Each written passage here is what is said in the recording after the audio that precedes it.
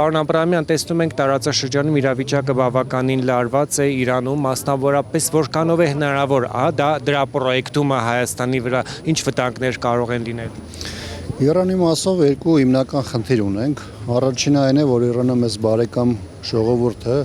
Իրանի հետ բարեկամական կապը, որը պրոյեկտում է հնարավոր բոլոր ոլորտների վրա,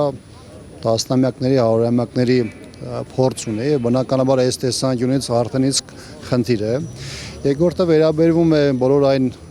իրադարձություններին, որոնք ռեգիոնալ անվտանգային միջավայրի վրա ազդեցություն են ունենում, անկասկած Իրանում տեղի ունեցողը դրանում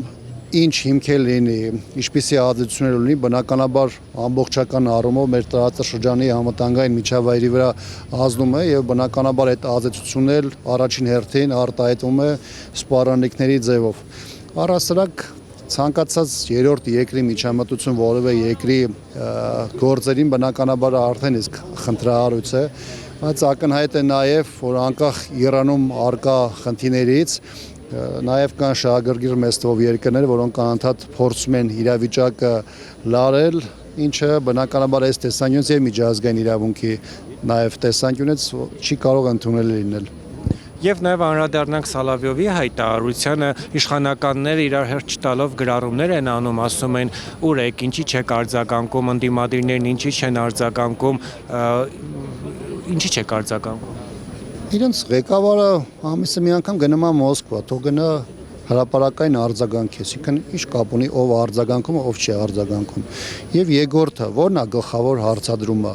Նախ այն ինչպես ներկայացում էր Սալավիովի հայտարարությունը շատ տեղերում, շատ աղբյուրներում որոշակիորեն խեղաթյուրում է իրականացում, բայց եթե թեման քննարկում է այն տեսանկյունից, որ որևէ երկիր անկախ նրանից թե երկրի անունը ինչ է, մտադրություն ունի Հայաստանում իր ազդեցությունը կամ նպատակները ռազմական ճանապարհով լուծել, բնականաբար բոլոր նորմալ տրամաբանություն ունեցող մարդկանց համար չի կարող ընդունել լինել, բայց կրկին եմ ասում, այստեղ գլխավոր խնդիրը այն է, որ Նիկոլ Փաշինյանը ամեն ամիս տարբեր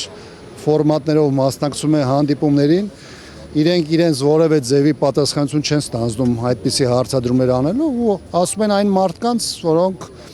ունեն բացառապես նախ ես կարծում եմ, որ պիտակները, որոնք հնչում է ընդդիմության հետ կապված, չպետք է ամբողջացնել, սկսենք դրանից, դա ընդհանուր առմամբ դաշտում խնդիր է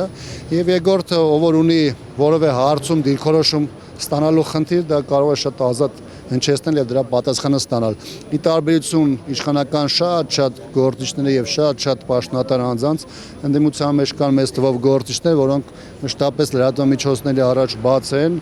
աշխատում են եւ ցանկացած հարցի ունեն պատասխան եւ ես կարծում եմ, որ իմ պատասխանը ձեզ արդեն բավարարել է այդ մասով։ Այնուամենայնիվ դատապարտելի է նրա հայտարարությունը։ Իհարկե դատապարտելի է ցանկացած հայտարարություն, որը կարող է դիտարկել երրորդ երկրների կողմից Հայաստանում իրենց խնդիրները ռազմական ճանապարհով լուծելը։ Այլ բան է, որ Սալավիովի հայտարարությունը